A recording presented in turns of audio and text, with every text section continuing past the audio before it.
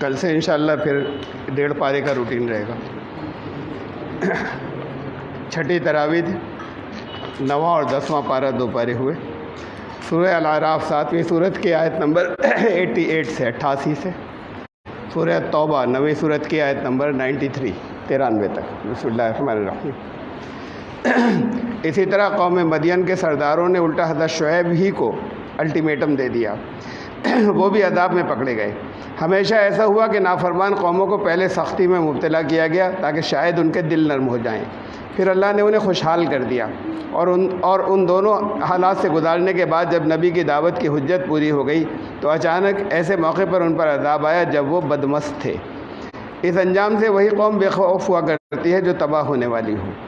اسی طرح موسیٰ علیہ السلام جب فرعون کے پاس گئے اور معجزے پیش کیے تو فرعون نے جادوگروں کو بلوایا.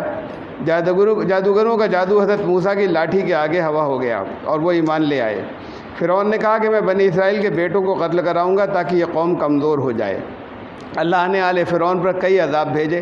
قحط، ٹڈی دل، سرسریاں، مینڈک اور خون برسنے کے عذاب ان پر باری باری آئے. جب وہ عذاب میں گرفتار ہوتے تب فرعون حضرت موسیٰ علیہ السلام سے دعا کرنے کو کہتا اور جب عذاب ٹل جاتا تو پھر سرکشی میں مبتلا ہو جاتا. آخرکار اللہ نے انہیں سمندر میں غرق کر دیا. موسیٰ علیہ السلام بنی اسرائیل کو لے کر چلے تو بنی اسرائیل نے مانگ کی کہ ان کے لیے ایک دیوتا بنوا دیا جائے. حضرت موسیٰ علیہ السلام نے انہیں سمجھایا کہ تم سب کا خدا بس ایک خدا واحد ہے. اس نے تم کو دنیا بھر کی قوموں پر فضیلت بخشی ہے اور اسی نے تو تم کو آل فرعون کے مظالم سے نجات دلائی ہے. اس کے بعد اللہ نے حضرت موسیٰ علیہ السلام کو 30 دن کی تعلیم اور 10 دن کی تربیت کے لیے پہاڑ پر طلب کیا. اللہ نے حضرت موسیٰ سے کلام کیا تو انہوں نے دیدار الہی کی خواہش ظاہر کی. فرمایا تم اس کی تاب نہیں لا سکو گے. تجربہ کرانے کے لیے رب العزت نے اپنی تجلی سامنے والے پہاڑ پر ڈالی تو وہ ریزہ ریزہ ہو گیا اور حضرت موسیٰ علیہ السلام بے ہوش ہو کر گر پڑے. جب ہوش آیا تو توبہ کی. مدت پوری ہونے پر اللہ نے انہیں پتھر کی سروں پر تفصیلی احکام لکھوا کر واپس کیا. واپس آ کر انہوں نے دیکھا کہ 40 دن کے اندر اندر بنی اسرائیل ایک شخص کے مکر میں پھنس کر بچھڑے کا بت بنا کر پوجنے لگے تھے. اور حضرت ہارون علیہ السلام کو جنہیں حضرت موسیٰ ان کا نگراں بنا گئے تھے انہوں نے زیر کر لیا تھا. قوم نے توبہ تو کر لی لیکن یہ اصرار کیا کہ ان کے نمائندے موسیٰ علیہ السلام کے ساتھ کوہ طور پر جا کر اللہ کو کلام کرتے دیکھنا چاہتے ہیں. 70 نمائندے حضرت موسیٰ کے ساتھ گئے لیکن پہاڑ پر پہنچ کر ایک گرج کے باعث وہ بے ہوش اور مردہ ہو گئے. حضرت موسیٰ علیہ السلام نے ان کے لیے اللہ سے استغفار کیا تو اللہ نے انہیں جلایا اور یہ وحی بھیجی کہ آج تو میری رحمت نے ان لوگوں کو معاف کیا لیکن میری اصل رحمت کے مستحق وہ لوگ ہوں گے جو نبی امی پر ایمان لانے والے ہوں گے. وہ نبی جس کی پیشین گوئیاں توریت اور انجیل میں ہوں گی. اس پر جو لوگ ایمان لا کر اس کے ہاتھ مضبوط کریں گے اور اس کا ساتھ دیں گے اور اس کی نصرت کریں گے اور اس نبی پر جو نور یعنی قرآن نازل ہوگا اس کی اتباع کریں گے وہی فلاح پانے والے ہوں گے. اور اب تم بنی اسرائیل کو بتاؤ کہ وہی امی نبی آ چکا ہے اس پر ایمان لا کر اس کی اتباع کرو. بنی اسرائیل کو اللہ کے دیگر احسانات بھی یاد دلاؤ. ان کے 12 قبیلوں کے لیے اللہ نے بیابان میں 12 پانی کے چشمے جاری کیے. ان کے لیے من و سلوہ جیسی غذاؤں کا انتظام کیا اور ان پر ابر کا سایہ کیا. لیکن جب ان سے وعدے کی سرزمین فلسطین میں داخل ہونے کو کہا گیا اور یہ ہدایت کی گئی کہ یہ کہتے اور یاد کرتے ہوئے داخل ہونا کہ بوجھ اتر گیا اور شکریہ کے ساتھ تمہارے سر عاجزی سے جھکے ہوں تو ان ظالموں نے ان الفاظ کو بدل دیا. نتیجتاً پھر ان پر بزدلی اور کمزوری عذاب کی شکل میں نازل کر دی گئی. سمندر کے کنارے آباد بنی اسرائیل کی ایک بستی کی اللہ نے آزمائش کی. وہ مچھلیاں پکڑتے تھے اور مچھلیاں صرف سنیچر کے دن آنے لگیں. ہفتے کے باقی دنوں میں غائب ہو جاتی تھی. سنیچر کے دن دنیا کے کام کاج بنی اسرائیل کی شریعت میں منع تھے. بالآخر ان کی اکثریت نے نافرمانی کی اور وہ سنیچر کو مچھلیوں کا شکار کرنے لگے. تھوڑے سے فرما برداروں میں بھی 2 گروہ ہو گئے. ایک گروہ دوسرے سے کہتا کہ تم ان نافرمانوں سے دور رہو جن کے لیے اللہ نے جہنم طے کر دی ہے، مگر دوسرے گروہ کے لوگ نافرمانوں کو برائیوں سے روکنے میں اپنا وقت لگاتے تھے اور وہ جواب دیتے کہ ہم یہ اس لیے کرتے ہیں کہ اللہ کے یہاں اپنا عذر پیش کر سکے اور ہو سکتا ہے کہ یہ لوگ مان ہی جائیں. پھر جب اللہ کا عذاب اس بستی پر آیا تو صرف وہ لوگ بچائے گئے جو برائیوں سے روکنے کا کام کرتے تھے. پھر اللہ نے بنی اسرائیل کے لیے طے کر دیا کہ انہیں قیامت تک دنیا کی مختلف قوموں اور گروہوں کے ہاتھوں سزا ملتی رہے گی اور ان میں اچھے اور برے دونوں طرح کے لوگ تھے جن کی آزمائشوں کے ذریعے پہچان ہوتی رہی. یہ وہی بنی اسرائیل ہیں جنہوں نے پہاڑ کی چٹانی چھت کے نیچے دل دہلا دینے والے ماحول میں اللہ سے عہد و پیمان کیے تھے. شرک اختیار کرنے کی گنجائش تو تمہارے رب نے تبھی ختم کر دی تھی جب عالم بالا میں اولاد آدم کی پیٹھوں میں سے ان کی نسل کی جینس کو نکالا اور ان کے ڈی این اے میں توحید کا اقرار رکھ دیا۔ اس طرح گویا ان کے نفسوں کو خود ان کے اپنے اوپر گواہ بنا کر پوچھا کہ کیا میں تمہارا رب نہیں ہوں، اور سب نے اقرار کیا۔ اس عہد کو اس طرح ہر شخص کے تحت الشعور یعنی سب کانشیس میں رکھ کر اللہ نے بھیجا تاکہ کبھی کوئی یہ نہ کہہ سکے کہ ہم نے باپ دادا کی پیروی میں شرک کیا۔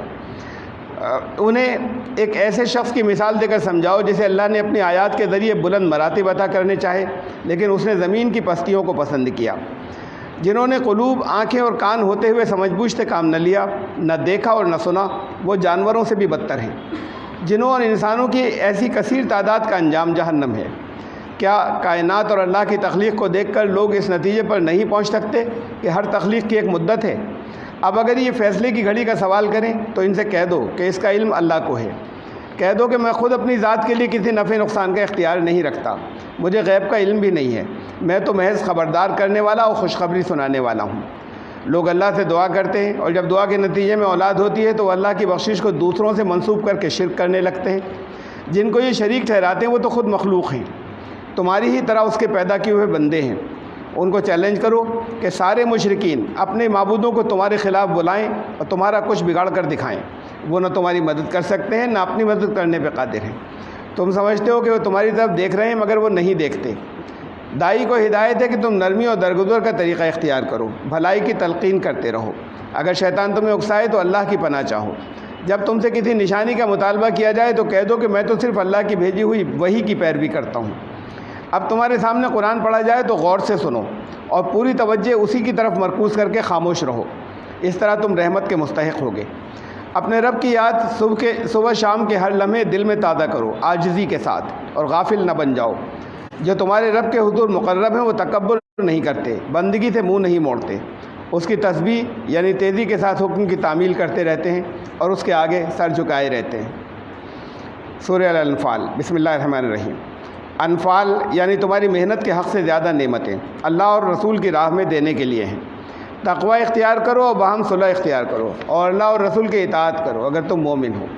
مومنوں کے سامنے جب اللہ کی یاد دہانی کرائی جاتی ہے تو ان کے دل لرز جاتے ہیں، اور جب اس کی آیات کی تلاوت ہوتی ہے تو ان کا ایمان بڑھ جاتا ہے۔ وہ نماز قائم کرتے ہیں اور اللہ کے دیے ہوئے رزق میں سے اس کی راہ میں خرچ کرتے ہیں۔ ان کے رب کے پاس ان کے لیے بڑے درجات اور مغفرت اور بہترین رزق ہے۔ جب دشمنوں کے مقابلے کے وقت نبی نے اللہ سے فریاد کی تو اللہ نے 1000 فرشتوں کے ذریعے خصوصی مدد فرمائی۔ فرشتوں نے اہل ایمان پر مراقبے یعنی ٹرانس کی ایک ایسی کیفیت طاری کی کہ ان کے دل سکون سے بھر گئے اور ان کے قدم جم گئے۔ اللہ نے دشمنوں کے دلوں میں رعب ڈال دیا۔ ایمان والو، جب میدان جنگ میں دشمنوں سے مقابلہ ہو تو جس نے پیٹھ پھیری اس کا ٹھکانہ جہنم ہوگا۔ تم ان لوگوں کی طرح نہ ہو جانا جو زبان سے کہتے ہیں کہ ہم نے سنا لیکن وہ نہیں سنتے، جو عقل سے کام نہیں لیتے، وہ اللہ کے نزدیک بدترین جانوروں کی طرح ہیں۔ اللہ اور رسول کی پکار پر لبیک کہو تاکہ وہ تمہیں زندگی عطا کرے، اور اس فتنے سے ڈرو جس کی تباہی صرف ان لوگوں تک محدود نہیں رہے گی جو تم میں ظالم ہیں۔ اللہ کی سزا بہت سخت ہوتی ہے۔ یاد کرو کہ تم اتنے کم اور کمزور تھے کہ کوئی بھی تمہیں اچک لے، پھر اللہ نے تمہیں ٹھکانہ دیا اور تمہاری مدد کی۔ اب اس کا خیال رہے کہ نہ اللہ اور رسول کے ساتھ خیانت کرو اور نہ اپنی امانتوں میں خیانت کرو۔ تمہارے مال اور تمہاری اولاد کے ذریعے تمہیں آزمایا جاتا ہے۔ منکرین حق نے جب اللہ کے رسول کے خلاف چالیں چلیں تو اللہ نے ان کی چالیں الٹ دیں۔ وہ عذاب لے آنے کا چیلنج دیتے ہیں، مگر اللہ کے کسی قوم پر عذاب کے اصولوں میں سے یہ ہے کہ داعی جہاں دعوت دے رہا ہو اور جب تک دعوت کی حجت پوری نہ ہو جائے وہاں عذاب نہیں آتا، اور عذاب اس وقت بھی نہیں آتا جب لوگ استغفار کر رہے ہوں۔ پھر اگر وہ حد سے گزر جائیں اور جنگ کے حالات پیدا ہو جائیں تو آر پار کی جنگ کرو یہاں تک کہ فتنہ ختم ہو جائے، لیکن اگر وہ فتنے سے باز آ جائیں تو ان کے اعمال کا دیکھنے والا اللہ ہے، وہ تمہارا سرپرست اور بہترین حامی اور مددگار ہے۔ جنگ میں جیتے ہوئے مال کا 5واں حصہ اللہ، رسول اور رشتہ داروں، یتیموں، مسکینوں اور مسافروں کے لیے ہے۔ اللہ نے جنگ بدر میں نبی صلی اللہ علیہ وسلم کو دشمنوں کی تعداد بہت کم کر کے دکھائی تاکہ مسلمانوں کے حوصلے بلند رہیں۔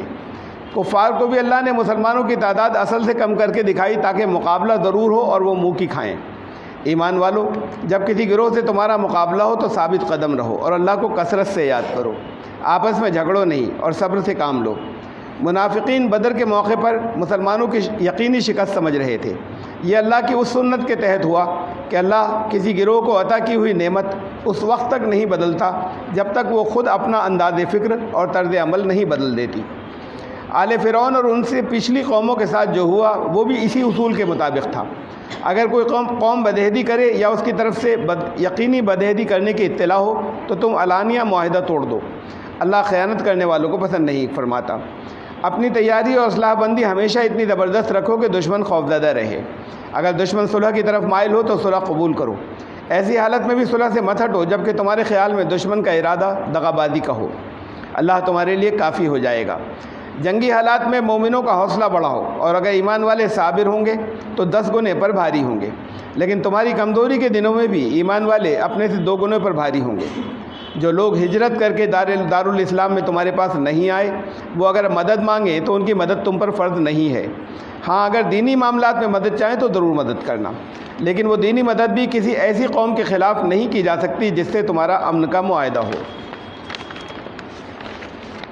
جو مشرکین معاہدے توڑتے رہتے ہیں ان کو 4 مہینے کا نوٹس دے کر معاہدے توڑ دو، لیکن جنہوں نے کبھی خلاف ورزی نہیں کی ان سے معاہدے وفا کرنا۔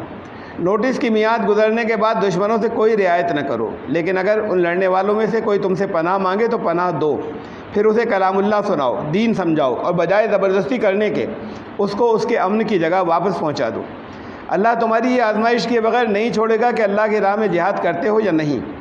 مشرکوں کے پاس مساجد کے انتظام کی ذمہ داری نہیں ہونی چاہیے، یہ تو ان کا کام ہے جو اللہ و یوم آخر میں ایمان لائیں، نماز قائم کریں، زکوٰۃ دیں اور اللہ کے سوا کسی سے نہ معروف ہوں۔